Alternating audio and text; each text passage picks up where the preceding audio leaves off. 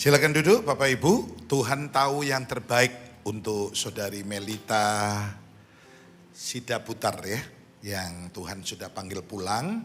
Tadi Ibu Levi juga sudah khotbah. Ada 4 orang dalam waktu singkat ini usianya muda-muda dipanggil Tuhan. Ya, so itu kita harus siap. Hari Tuhan datang seperti pencuri. Bilang, hari Tuhan datang seperti hari Tuhan bukan hanya kiamat, tapi hari Tuhan juga bicara tentang hari kematian sebenarnya. Datangnya seperti pencuri, tiba-tiba tidak ada yang menyangka. Ya, nah saya itu harus siap. Anak Tuhan tidak perlu takut dengan kematian, karena di dalam Yesus tidak ada kematian. Yang ngomong Tuhan Yesus, Yohanes 11 ditampilkan, Yohanes 11 ayat 25-26.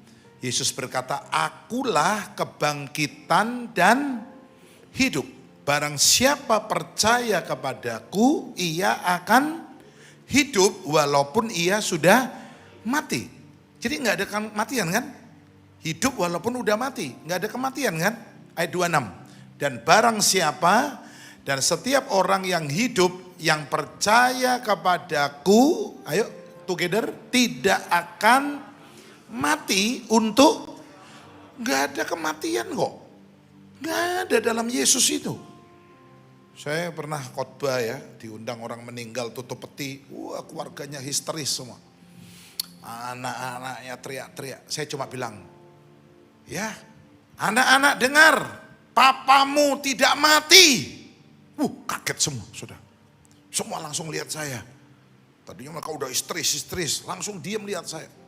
Dengan wajah yang mungkin berkata, ini pendeta Seng Jingping, saudara. Ini pendeta gila ini, papaku udah mati. Dalam Yesus tidak ada kematian. Diam semua langsung. Yesus berkata, siapa yang percaya kepadaku akan hidup walaupun sudah mati. Dan siapa yang percaya kepadaku tidak akan mati untuk, yang ngomong Tuhan Yesus ini. Bukan Pak Sam. Ya, papamu tidak mati, dia hanya pindah alamat. Hanya apa? Jadi kalau biasa cari papamu ada di Villa Bukit Mas mungkin, atau ada di ya Taman Internasional Indah di Citraland mungkin, tapi sekarang cari papamu ada di dalam kerajaan surga. Anak Tuhan gak pernah takut mati. Ini salah satu senjata yang ditakuti oleh setan. Oleh darah anak domba. 1. Oleh kesaksian. 2. Iblis dikalahkan, dihancurkan oleh darah anak. Sayang, yang ngarang lagu cuma nyebutkan 2. Mestinya ada yang ketiga.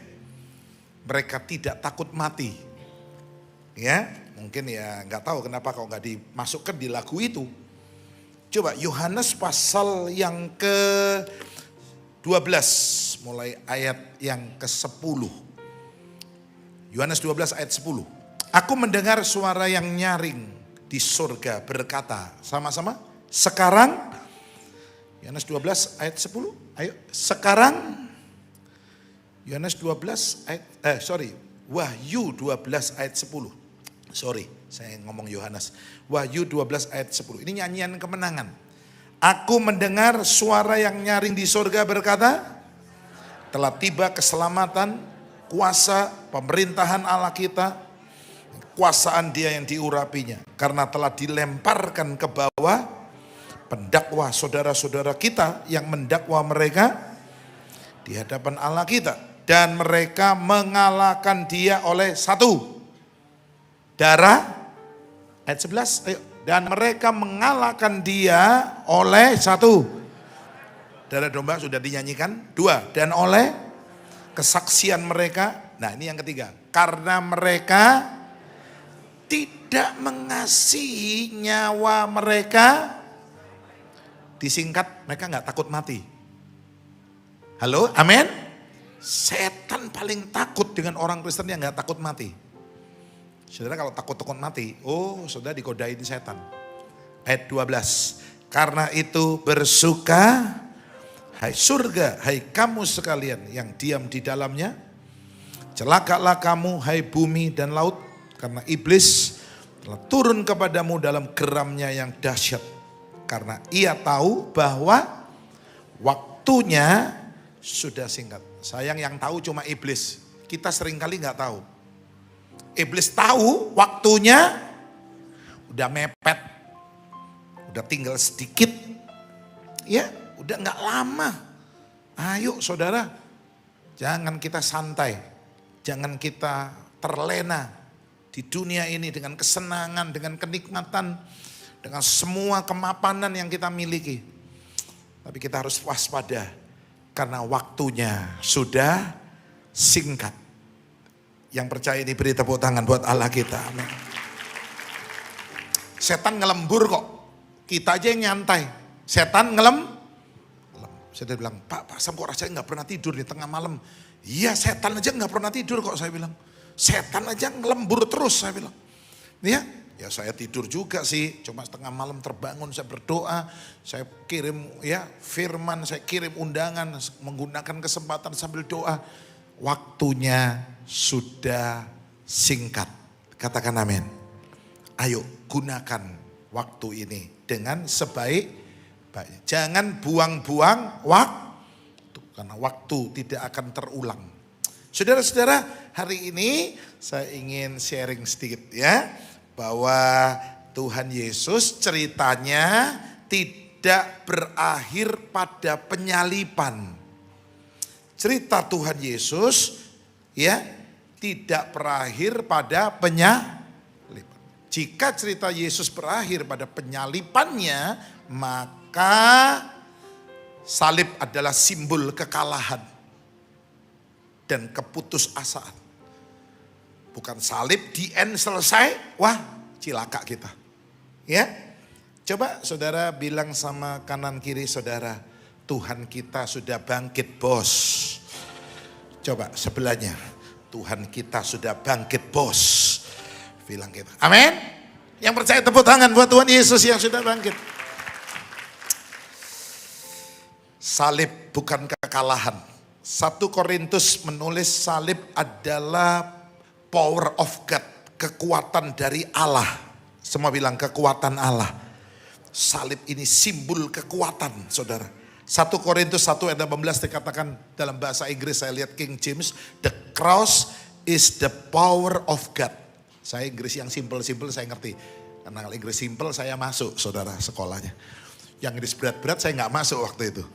Coba bilang, the cross is the power of God. Kalau Yesus tidak bangkit dan ceritanya berakhir pada salib, salib itu kekalahan. Salib itu keputusasaan.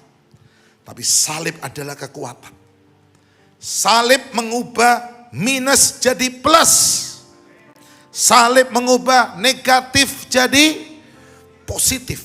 Salib mengubah neraka jadi surga.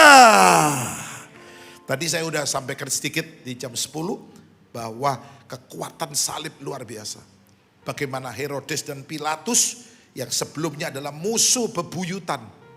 Ada dendam lama yang belum pernah terselesaikan. Tapi lewat salib, Pilatus dan Herodes dikatakan bersahabat kembali. Ini gak bisa selesai, dua kutub yang gak bisa digabung. Bagaikan saya beri contoh tadi, suku Dayak dengan suku Madura. Ini ada dendam yang belum pernah diselesaikan sampai hari ini.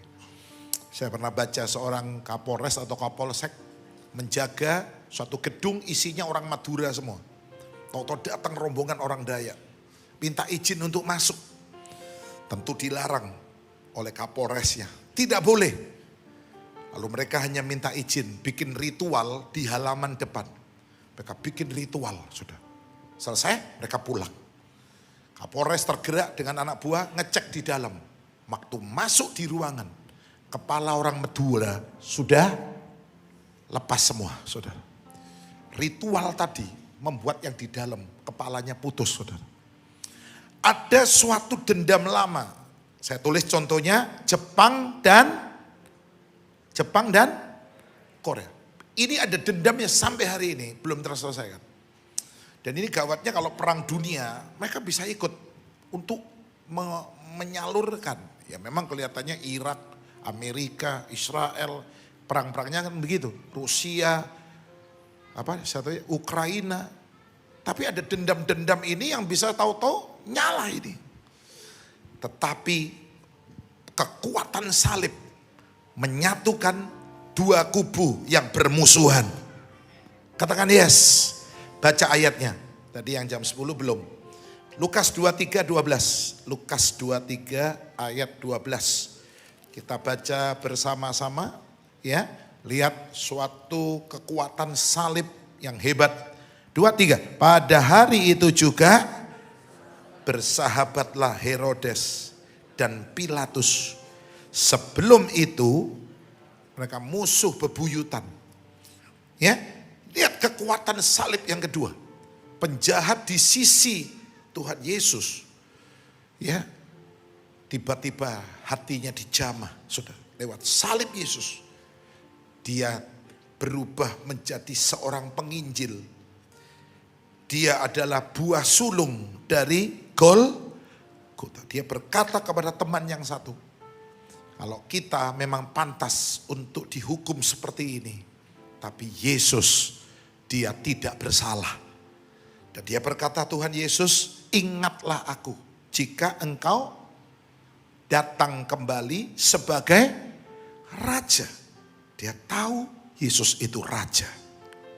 Yesus berkata, hari ini juga aku sambut engkau di depan pintu Firdaus. Hari ini engkau bersama dengan aku ke Firdaus. Saudara, suatu kekuatan salib yang dahsyat. Dan yang ketiga, tadi saya sampaikan, perwira Romawi. Dalam Matius 27, dia menyaksikan, dia melihat bagaimana proses Yesus disiksa oleh anak buahnya. Perwira ini seorang ateis, seorang yang tidak percaya Tuhan. Bahkan dia menyalibkan, dia mengizinkan Yesus disalibkan. Dia menonton, dia melihat sendiri dan dia berkata, sungguh Yesus ini Allah. Dia anak Allah. Tepuk tangan saudara, ini satu deklarasi iman yang sejati. Ya, tadinya orang yang tidak percaya Tuhan, dari mulutnya keluar suatu pengakuan iman yang luar biasa. Ya, dia bilang ini anak Allah. Ini bukan orang sembarangan.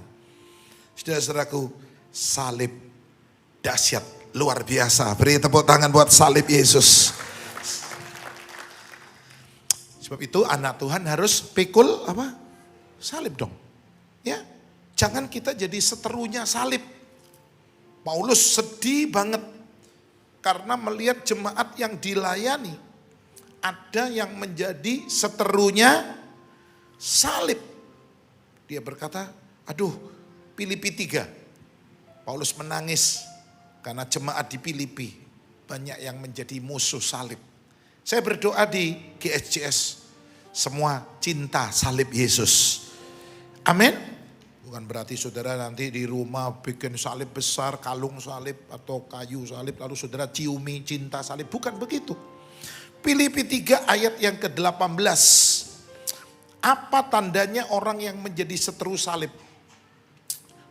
Orang yang menjadi seteru salib, Tuhannya itu bukan Yesus. Tuhannya namanya perut. Apa Tuhannya saudara? Perut. Itulah sebabnya perutnya dibinasakan. Ada 3 yang dibinasakan perutnya. 1 Yudas. Waktu dia mengembalikan uang 30 keping perak. Ya. Dan orang-orang Farisi, orang-orang ahli Taurat menolak pengembalian, tidak terima retur. Ya. Itu salahmu sendiri, tanggungan dewe kon. Ya. Kami tidak mau bertanggung jawab. Akhirnya Yudas gantung diri, jatuh dan isi perutnya terburai. Ya. Isi perutnya terburai. Coba baca Filipi pasal 3 ayat 18. Filipi 3 ayat 18. 2, 3. Karena seperti yang telah kerap kali katakan kepadamu dan yang kunyatakan pula sekarang sambil menangis. Banyak orang hidup sebagai seteru salib Kristus. 19. Kesudahan mereka ialah Tuhan mereka ialah perut. Tuhannya bukan Yesus, perut. Waktu ada dua orang sepasang yang sedang berzina dan itu membuat tulah di tengah-tengah orang Israel. Tuhan gerakkan seorang ya membawa pedang dan menusuk perutnya. Perzinahan. Ya. Yudas ini duit, harta. Ya. Berzina ini wanita, seks. Ada 3 ta. Harta, apa? Takhta, wanita. Ya. Semua bertuhankan perut. Bertuhankan perut. Sebab itu isi perut Yudas terburai. Terburai. Ya. Sejoli ini yang sedang berzina ini juga ditusuk perutnya oleh seorang, siapa namanya tahu? Siapa yang nusuk? Wah, ini kalau dibuat kuis seru ini. Pasti nggak ada yang tahu memang. Ya, 2 orang ini ditusuk perutnya. Ya, dan tulah berhenti. Tuhan murka dan ketika 2 orang ini ditusuk perutnya seperti Yudas, isi perutnya terburai, murka Tuhan padam. Ya, murka Tuhan padam. Saudara-saudaraku, saya berdoa hari ini Tuhan kita bukan perut, Tuhan kita adalah Yesus. Tepuk tangan yang paling meriah buat Tuhan Yesus. Katakan ya kepada samping kanan kiri saudara, Tuhanmu bukan perut. Bilang, Tuhanmu siapa namanya? Yesus. Beri tepuk tangan buat Tuhan Yesus. Hari ini saya ingin sharing sesuatu yang Tuhan taruh di hati saya. Ya, saudara, uang itu ternyata membuat orang yang baik jadi tidak baik. Saya ulangi, uang itu membuat orang yang baik bisa berubah menjadi tidak baik. Contohnya siapa? Yudas. Yudas Iskariot. Saya yakin dia dipilih Yesus karena dia baik. Yang setuju dengan saya bilang amin. Kalau enggak baik, enggak mungkin dong jadi murid. Benar enggak? Jadi rasul 12. Sebab itu kalau Yudas hilang tinggal berapa rasulnya? 11. Terus saya punya teman pendeta, dia cari diaken, cari pelayan perjamuan suci cuma 11 orang. Kalau di sini banyak nih pelayan perjamuan suci. Dia cuma 11. Saya tanya kenapa bro cuma 11? Ya saya takut ada Yudas 1. Oh saya pilih 12. Jadi saya pilih aman 11 saja. Kata. Oh ya udah. Itu kan ya anunya dia, haknya dia. Karena tidak ada di sinode peraturan pilih diaken sekian. Enggak ada. Berapa saat kemudian saya ketemu. Bagaimana bro? Waduh Pak Sam ngeluh saya. Apa? 11 yang saya pilih ternyata Yudas semua. Maka nota kamu cok takut-takut. Milih 12 takut Yudas 1, malah 11-nya jadi Yudas. Saya yakin di sini nggak ada Yudas. Loh, kok diam? Nggak ada Yudas di sini. Tepuk tangan, beri tepuk tangan buat jemaat GSJS. Ya, tapi sejak Yudas pegang duit, mulai dia ngurusin duit, dia berubah. Jadi tidak baik. Hati-hati, saudara. Hati-hati. Roh Yudas ini banyak di mana-mana, khususnya di gereja. Yudas ini orangnya usil, saudara. Orangnya apa? Dia ngurus yang bukan urusannya dia, bukan urusannya. Masih ingat nggak waktu narwastu diberikan oleh seorang wanita di kaki Yesus? Yudas tidak setuju. Bahkan dia marah kepada wanita ini. Dia berkata, ngapain sih? Ini minyak mahal loh. 300 dinar upah kerja setahun. Kan lebih baik dibagikan kepada orang miskin kan?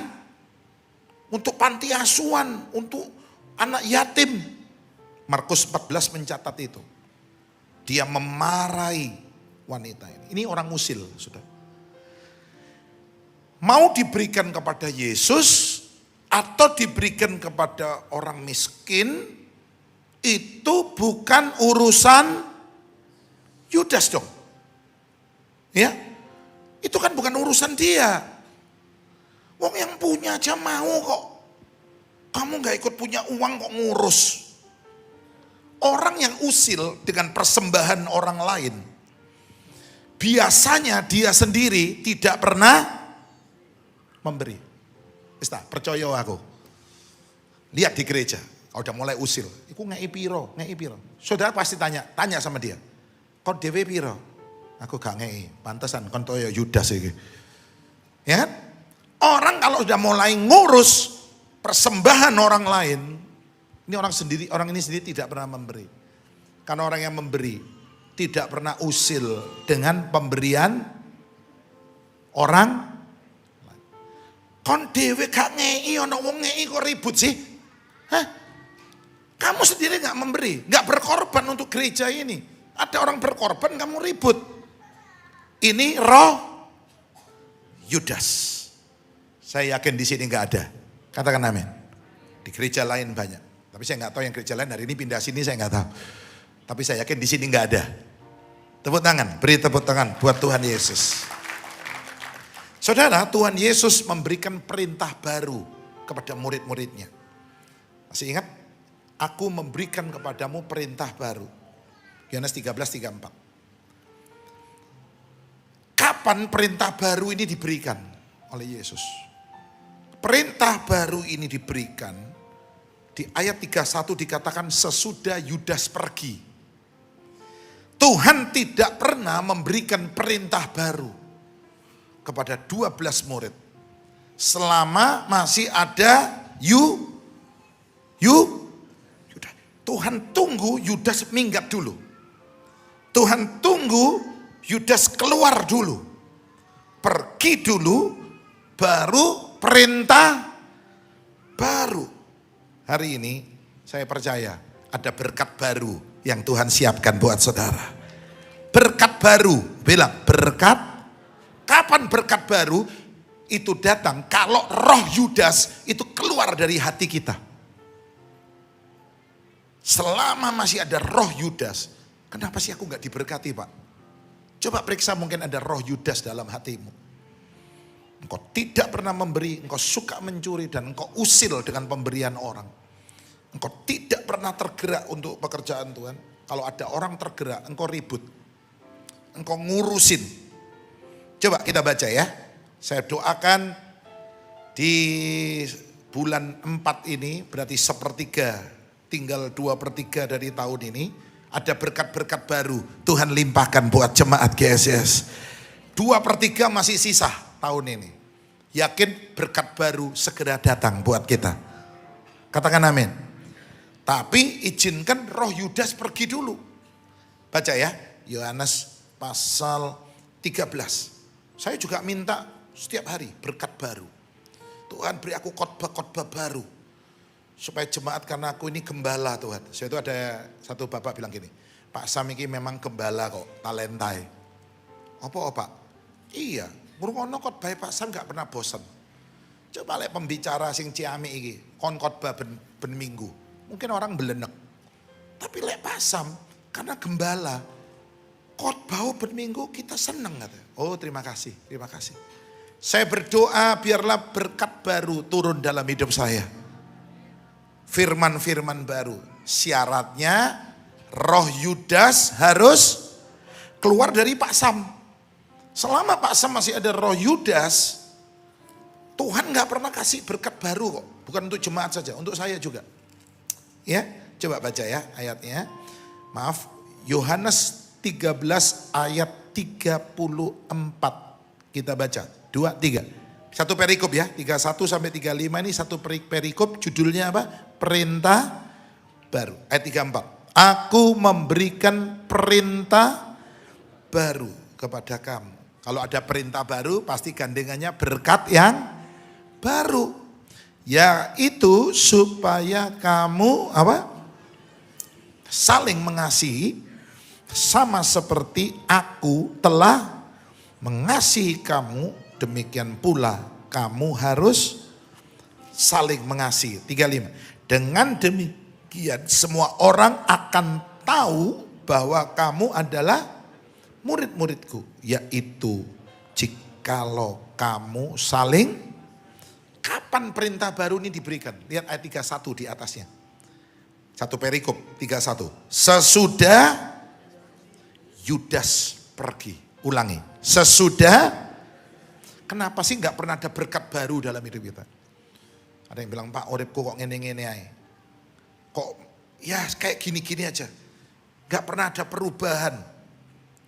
Mungkin dalam hatimu belum keluar yang namanya roh Yudas. Hari ini kita periksa diri kita. Kita gak usah nuding yang sebelah. Iki lho sebelah aku ono roh Yudas iki Pak. Kita sering kali kalau dengar khotbah itu suka, iki lho Pak ngarepku iki lho kena iki firman nih. Ingat loh, 1 ini nuding orang lain, 3 nuding siapa? Diri sendiri. Kita gak usah nuding-nuding. Saya juga gak mau nuding orang lain. Saya periksa diri saya. Apakah masih ada roh Yudas di sini? Ya. Kita minta Tuhan hari ini supaya Tuhan menolong kita. Roh Yudas ini kita singkirkan. Katakan amin. Ya, tepuk tangan buat Tuhan yang mau berkat baru. Saudara siap terima berkat baru? Siap ya? Saya harap nanti banyak kesaksian. Pak, aku bener Pak. Setelah khotbahnya yang tanggal berapa ini? 14 Aprilku Pak, wayai riyoyowan itu loh Pak. Aku sakit diberkati Pak, berkat baru. Yes, pasti semua dapat. Tuhan gak pilih kasih. Tuhan gak milih-milih yang ini toh tak kayak berkat baru, yang ini enggak. Semua Tuhan berkati. Jemaat GSJS, pelayan Tuhan GSJS. Asal tidak ada lagi roh Yudas dalam hidup kita. Ya. Nah, Bapak Ibu, saya ingin sampaikan begini ya. Kita ini ada di hari ke-14 dari 40 hari sebelum Yesus naik ke surga. Ini hari yang ke-14. Saya yakinkan karena 31 kan Paskah. Ini tanggal berapa? 4. Berarti ini hari ke-14. 26 lagi hari kita akan merayakan kenaikan Tuhan Yesus kenaikan Yesus Kristus. Dan ini di kalender tanggal merah dan sudah diganti oleh Menteri Agama. Kenaikan bukan Isa Al-Masih tapi kenaikan Yesus Kristus. Luar biasa. Indonesia satu-satunya negara yang seperti ini. Yang merayakan kenaikan Yesus. Di negara-negara Kristen tidak ada tanggal merah. Tidak ada hari libur. Memang Indonesia berbeda. Indonesia akan diangkat Tuhan lebih tinggi dari bangsa-bangsa lain. Tepuk tangan buat Indonesia. Orang lihat IKN aja, kagum. Kemarin saya waktu khotbah dengan Ibu Lani di mana nih saya? Balikpapan. Mestinya mau diajak ke IKN. Tapi nggak nututin, saya harus pulang dengan pesawat. Yang sudah di booking nggak bisa dirubah. Mestinya orang sana bilang, ayo Pak, yang nganterin saya polisi, tapi dia anak Tuhan. Dia doa pagi, dia setiap hari SMS saya, Pak minta ayat, padahal dia tentara. Satunya tentara, satunya polisi. Ya, anak-anak Tuhan, ayo Pak, tak tunjukin Pak. Keren. Ya, saya yakin Tuhan pakai ya pemerintah kita doakan, jangan dikritik terus, jangan disalahkan terus pemerintah ini. Ya, yang pasti harus kita dukung dalam doa. Siapapun pemerintahnya, itu pilihan Tuhan, itu hamba Tuhan. Amin. Kita nggak boleh, ya, nggak puas. Kalau nuruti nggak puas tuh nggak ada selesainya.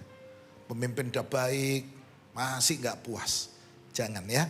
Ayo yang ada kita dukung. Karena saya percaya ya semua itu terjadi seizin Tuhan. Tuhan nggak gendaki gak iso. Masih orang maksa nggak bisa. Semua itu kehendak Tuhan yang jadi. Katakan amin. Ya. Nah, saudara-saudaraku, selama 40 hari ada 2 tugas. Ada 2 hal besar yang Yesus kerjakan. 1, dia menampakkan diri selama 40 untuk membuktikan dia hidup. Murid-murid masih enggak percaya loh. Kalau Yesus mereka pikir Yesus sudah mati. Dan terus mati. Dan mungkin kalau enggak ada itu mayatnya mungkin diambil orang. Tapi saya ingin hari ini saudara sangat yakin dan sungguh yakin dia hidup. Sebab dia hidup. Because he live. Apa? I have tomorrow. Sebab dia hidup, aku punya hari. Sialnya kita ini kalau Yesus mati dan nggak pernah bangkit. Kita nyembah Allah mati. Wah, sial kita ini. Yang kedua, hal besar yang dikerjakan Yesus adalah memberitakan kerajaan Allah. Jadi cuma 2. Menampakkan diri, nih loh aku hidup. 2, memberitakan apa? Lihat, Yesus memulai pelayanannya dengan memberitakan kerajaan Allah. Bertobatlah kamu karena, loh masih lupa, Matius 3 ayat 2. Pertama kali Yesus memberitakan ini, ya Matius 3 ayat 2 itu diucapkan oleh Yohanes ya, bukan Tuhan Yesus. Tapi lihat di Matius pasal 4 ayat 17. Kalau ini Yesus, Matius 3 ayat 2 itu Yohanes, bukan Yesus. Matius 4:17, sejak waktu itulah, jadi ini start, sejak waktu itulah artinya permulaan, ya. Yesus memberitakan apa? Bertobatlah sebab kerajaan Allah sudah dekat. Jadi pelayanannya dimulai dengan memberitakan kerajaan, diakhiri juga dengan memberitakan kerajaan. Kisah 1 ayat yang keempat. Ya, ayat 3, kisah 1 ayat 3. 2, 3. Kepada mereka yang menunjukkan dirinya setelah beritaannya selesai. Dan dengan banyak tanda ia membuktikan ia hidup. Sebab selama 40 hari ia berulang-ulang menampakkan diri dan berbicara kepada mereka tentang apa? Jadi pelayanan Yesus dimulai dengan kerajaan, diakhiri juga dengan apa? Kerajaan. Oh dahsyat. Saudara ini semua punya kerajaan. Loh kok gak ada amin? Yang duduk di sini ini semua punya kerajaan. Coba lihat sebelah saudara. Ada gak wajah pas-pasan? Kamu gak wajahnya pas-pasan? Nangis enggak? Guyu enggak? Itu namanya pas. Coba lihat sebelah saudara, lihat lagi. Lihat wajah kerajaan ada di sebelah saudara. Tepuk tangan buat kita, buat Tuhan Yesus, amin. Saudara ini diberi Tuhan apa? Loh, saudara diberi Tuhan apa? Enggak percaya? Lukas 12:32. Ada ayatnya, Bapak Ibu. Saya ngomong ngajar ini firman Tuhan enggak ngawur-ngawur. Saya ingin semua itu ada dasarnya. Lukas 12:32. Ayo baca dengan teriak semangat. 2, 3.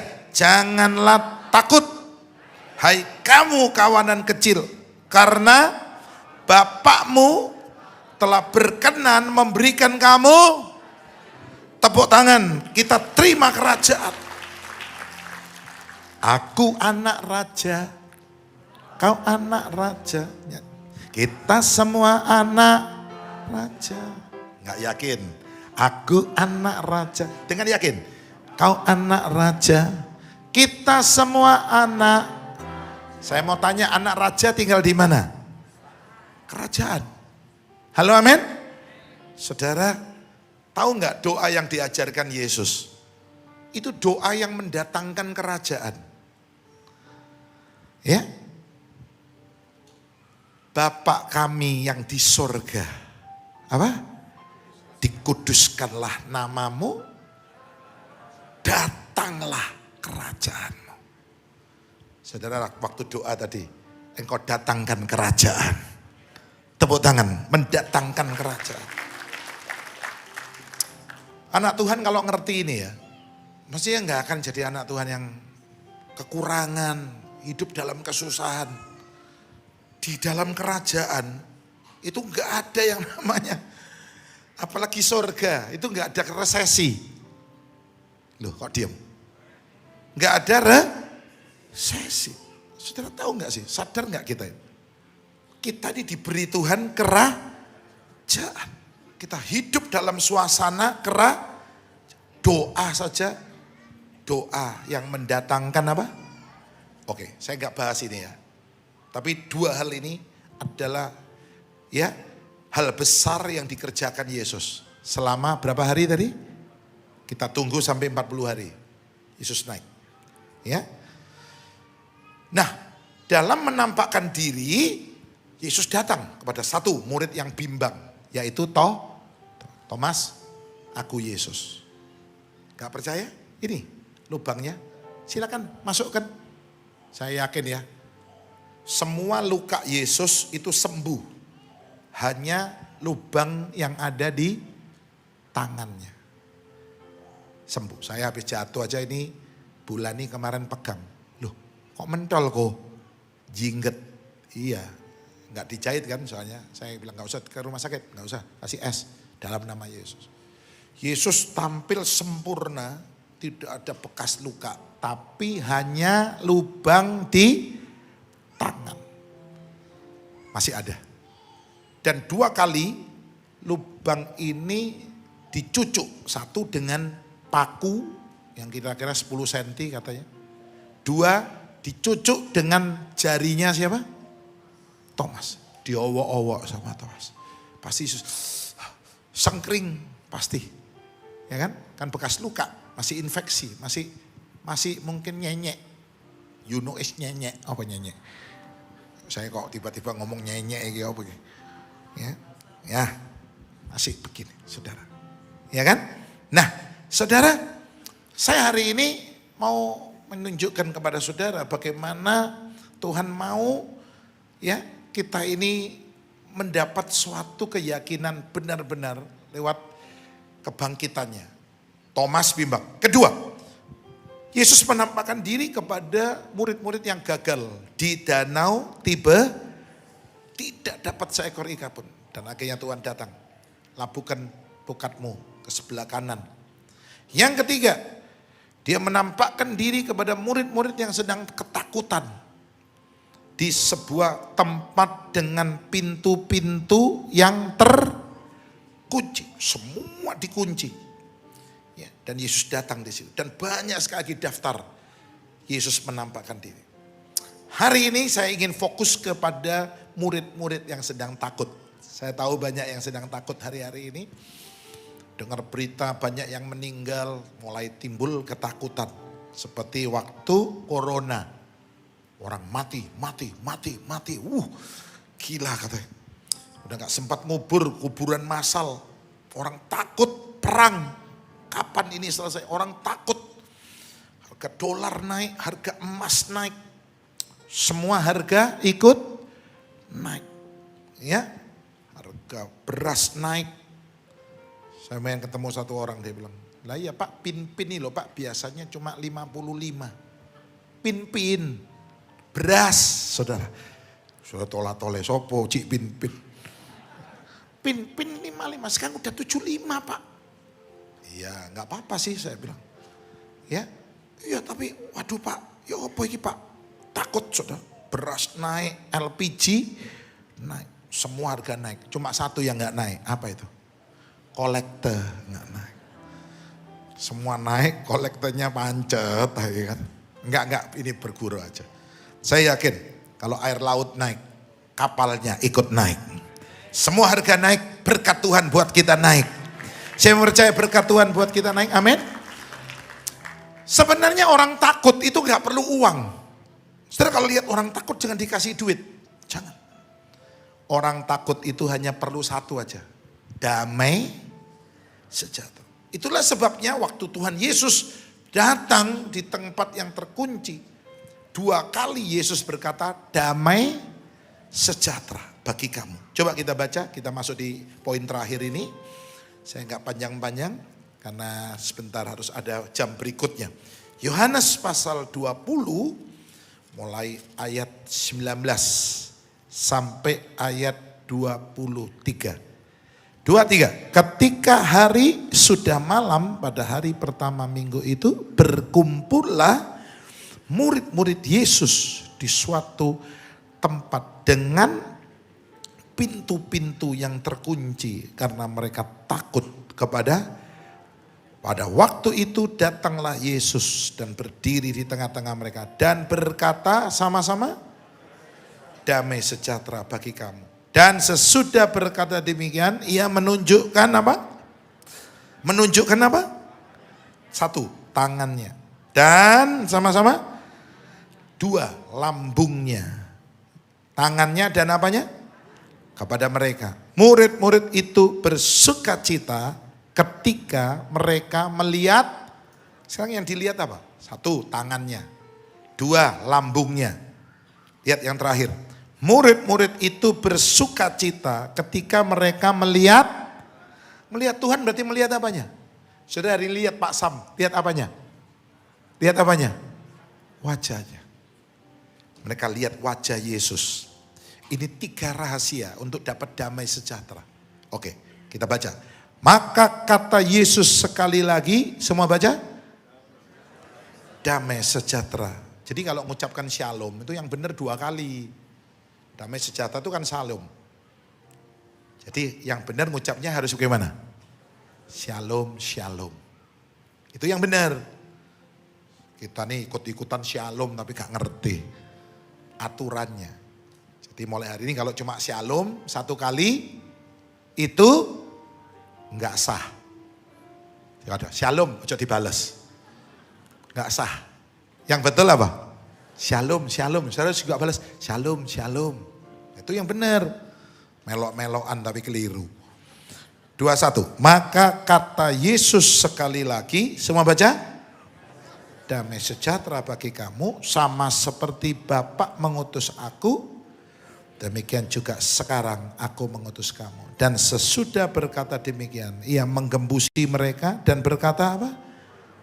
Terimalah Roh Kudus. Jikalau kamu mengampuni dosa orang, dosanya diampuni. Dan jikalau kamu menyatakan dosa orang tetap ada, dosanya. Ini yang dipakai oleh orang Katolik. Menjadi dasar pengakuan dosa kepada pastor. Dan kalau pastor bilang dosamu diampuni, kamu diampuni. Ya, saya pernah belajar Katolik, bahkan Alkitab saya ini Alkitabnya Katolik mestinya. Ada yang bilang, loh Pak Sam kok Alkitabnya tebel? Loh kok ada yang punyanya Katolik? Enggak, saya lagi belajar aja. Saya ingin tahu. Ya, jadi orang Katolik pakai dasar ayat ini. Kalau kamu bilang dosamu ada, dosamu tetap. Kalau kamu sudah bilang dosamu diampuni, kamu sudah diampuni. Oke, kita enggak bahas itu karena kalau bahas itu bahas dogma dan panjang sekali ruwet. Kita enggak usah bahas dogma yang akhirnya membuat kita terpecah belah. Enggak usah. Yang penting yang kita beritakan Yesus sudah bangkit bagi kita semua. Beri tepuk tangan, amin. Karena kalau udah dogma enggak ada habisnya. Yang betul baptis percik atau baptis selam itu enggak ada habisnya, saudara. Enggak ada selesainya. Saya katakan ya, yang penting dibaptis dalam nama Bapa, Anak dan saya ingin ulang Pak. Loh, kalau udah selam enggak usah ulang. Tapi surat saya hilang, kebakaran kata. Kerobek, hilang, pindah rumah. Oh tak gawe no maneh, gak apa-apa, gak usah baptis lagi. Mosok gara-gara surat hilang baptis lagi. Tapi kalau misalnya dari percik mau ke selam, monggo silakan. Yang gak mau, gak apa-apa, gak usah. Karena gereja kita tidak menekankan dogma. Gereja kita hanya menekankan Yesus itu Tuhan. Yang hidup dan bangkit. Tepuk tangan buat Yesus, haleluya. Saya akan memberikan 3 rahasia untuk mengalami damai sejahtera. Mau damai sejahtera? Pulang dari tempat ini dapat damai. Banyak orang damai tapi gak sejahtera. Banyak orang sejahtera tapi gak ada damai. Ini 2 hal yang Tuhan berikan paket. Ya, 2 in 1. Paketnya ini luar biasa. Banyak orang hidupnya damai. Waduh, ayem, damai, suami istri sayang-sayangan, tapi nggak sejahtera. Besok mau makan apa bingung. Tanya, besok mangan apa ya? Ya, utang sopo ya? Damai dia, tapi nggak sejahtera. Ada yang sejahtera, duitnya banyak, berlimpah-limpah. Mobilnya mewah, ya. 4 pintu ada, 2 pintu ada.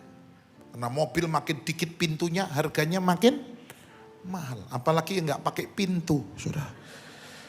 Duitnya triliunan mungkin. Yang lagi heboh, 200 triliun atau berapa. Saudara mungkin juga, saya lebih banyak Pak, 300 triliun. Bagus.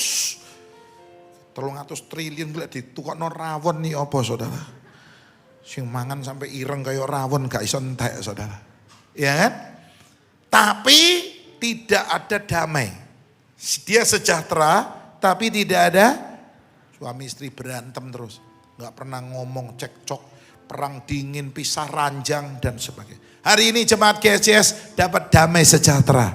Damai dan sejahtera. Beri tepuk tangan buat Allah kita. Amin. Satu, karena waktu. Satu, untuk dapat damai, engkau harus melihat tangan Yesus. Semua bilang, melihat apa? Tangan. 2, engkau harus melihat lambung Yesus. Yesus bilang, lihatlah lambungku. Dan yang ketiga, engkau harus melihat wajah Yesus. Ini 3 kunci untuk mengalami damai sejahtera. Banyak orang gak ngerti. Saya tuh ada nyanyian. Ke gunung tinggi ku naik mencari damai. Ada enggak? Enggak ada, yang ada kakek bodoh. Ketemunya nenek bodoh di situ. Ke lembah curam ku turun mencari damai. Ada? Enggak ada, ada nyanyi Loro Kidul. Tapi akhirnya damai tiada ku dapati juga kecuali Yesus Tuhan. Tepuk tangan buat Yesus. Lihat apanya? Bilang, lihat apanya? Tangannya. 2, lihat apanya? Lambungnya. 3, lihat apa? Wajahnya. Apa ini? Nanti lain kali saya akan terangkan. Tapi saya tunjukkan sebentar. Tangannya bicara tentang pelayanan. Dengan tangannya Yesus melayani. Dengan tangannya dia memecahkan roti untuk 5.000 orang. Dengan tangannya dia menyembuhkan orang kusta, orang buta. Saudara mau dapat damai sejahtera? Libatkan dirimu dalam pelayanan. 2, melihat lambung Yesus bicara tentang pertobatan. Bicara tentang apa? Dari lambungnya keluar air dan darah. Lambung itu bagian dalam. Tadi Bu Levi Supit bagus banget. Harus bertobat.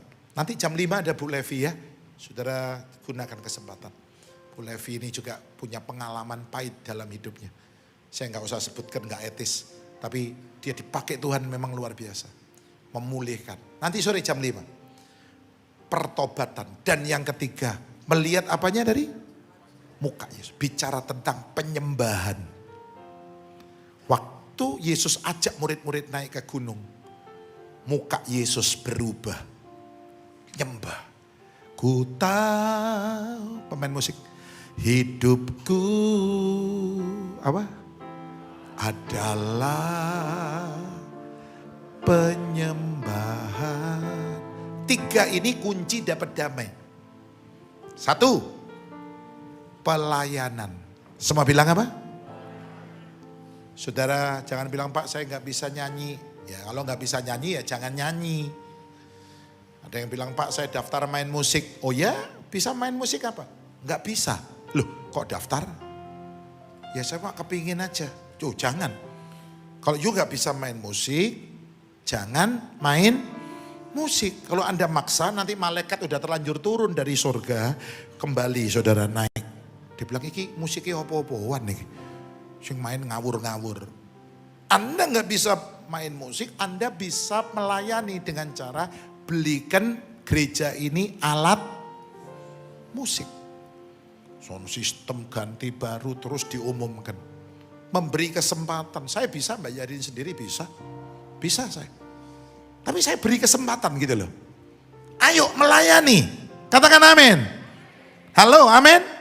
Saya bisa kalau saya mau mau sombong-sombongan iso tak tangani dewe wis. Tapi saya enggak mau. Tuhan bilang jangan. Kamu jangan begitu. Ini pelayanan ini. Kok jok gaya kon. Oke, baca Lukas pasal 8. Saya beritahu ya, saudara. Ayo melayani. Semua bilang amin. Lukas 8 ayat 3. Singer, song leader silakan naik. Lukas 8 ayat 3. Kita baca sama-sama. 2, 3. Yohana, istri Kusa, bendahara Herodes. Semua baca. Susana dan banyak perempuan lain. Perempuan-perempuan ini melayani rombongan itu dengan apa? Tidak harus di mimbar, saudara. Enggak. Anda enggak harus khotbah kok. Enggak harus nyanyi.